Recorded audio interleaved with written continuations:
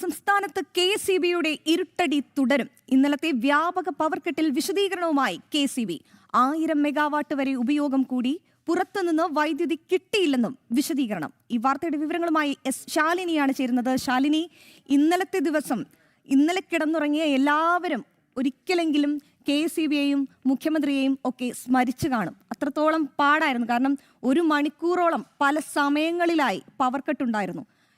Power cut ഉണ്ട് എന്നുള്ളതിനേക്കാൾ ഉപരിയായി ഇത് ഏത് സമയത്ത് എപ്പോൾ പോകും എന്നുള്ള കാര്യത്തിലൊന്നും ഒരു ഐഡിയയുമില്ല, ഒരു തരത്തിലുള്ള അറിയിപ്പുമില്ല എന്നുള്ളതാണ് ഏറ്റവും ജനങ്ങളെ ദുസ്സഹമാക്കുന്ന കാര്യം. അപ്പോൾ ഇതിലെല്ലാം എന്ത് വിശദീകരണമാണ് കെ.എസ്.ഇ.ബിക്ക് നൽകാനുള്ളത്? ശാലിനി.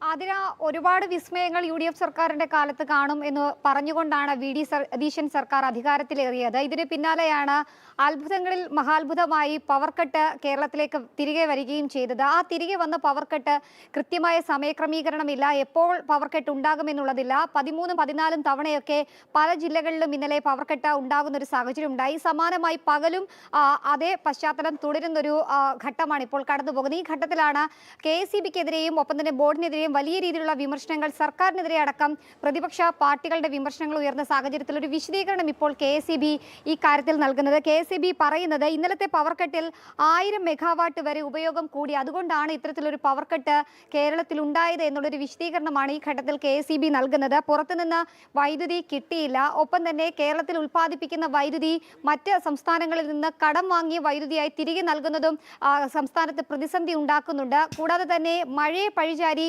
രക്ഷ നേടാനാണ് സർക്കാരും കെ.എസ്.ഇ.ബിയും ഇപ്പോഴും മറുപടിയായി വിശദീകരണമായി പറയുന്നത് എന്നുള്ളതാണ്.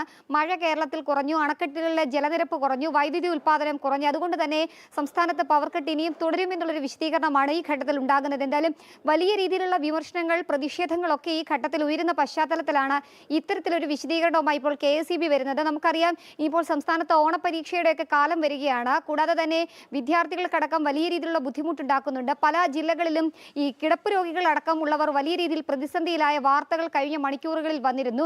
ഇതൊക്കെ കെ.എസ്.ഇ.ബിക്കും സർക്കാരിനും വലിയ തലവേദനയും പൊല്ലാപ്പുമായ ഒരു പശ്ചാത്തലത്തിലാണ് ഇത്തരത്തിലൊരു വിശദീകരണം ഇപ്പോൾ നൽകിയിരിക്കുന്നത്. പക്ഷേ ആ വിശദീകരണം ജനങ്ങൾ സ്വീകരിക്കാൻ തയ്യാറായിട്ടില്ല എന്നുള്ളതാണ് ഏറ്റവും ശ്രദ്ധേയമായിട്ടുള്ള കാര്യം. ഇതേ പശ്ചാത്തലം കഴിഞ്ഞ 10 വർഷവും ഉണ്ടായിരുന്നു. ആ കാലത്ത് എന്തുകൊണ്ട് ഇത്തരത്തിലുള്ള സാഹചര്യങ്ങൾ ഉണ്ടായില്ല? ഇതിപ്പോൾ അടിക്കടി ഉണ്ടാകുന്ന പവർ കട്ടിൽ വിമർശനങ്ങൾ ഉയരുന്ന സാഹചര്യത്തിൽ ഒരു മുഖം രക്ഷിക്കൽ നടപടിയുടെ ഭാഗമായിട്ടാണ് കെ.എസ്.ഇ.ബി ഇപ്പോൾ ഇത്തരത്തിലൊരു വിശദീകരണം നൽകിയിട്ടുള്ളത്. എന്തായാലും 1000 മെഗാവാട്ട് വരെ സാധാരണ ജനങ്ങൾ ഉപയോഗിച്ചതുകൊണ്ടാണ് ഇത്തരത്തിൽ പവർ കട്ട് ഉണ്ടായത് എന്നുള്ളൊരു അതിനൂതനമായിട്ടുള്ള ഒരു വിശദീകരണം നൽകി മുഖം രക്ഷിക്കൽ നടപടി മാത്രമാണ് കെ.എസ്.ഇ.ബി ഈ പവർ കട്ടിൽ സ്വീകരിക്കുന്നത്. എന്തായാലും ഇന്നും സമാനമായ സാഹചര്യം ഉണ്ടാകും എന്നുള്ളതിൽ സംശയമില്ല. അത് മുന്നിൽ കണ്ടുകൊണ്ടാണ് ഇത്തരത്തിലൊരു വിശദീകരണവും ന്യായീകരണവും കെ.എസ്.ഇ.ബി ഇപ്പോൾ നടത്തിയിട്ടുള്ളത്. ആതിര.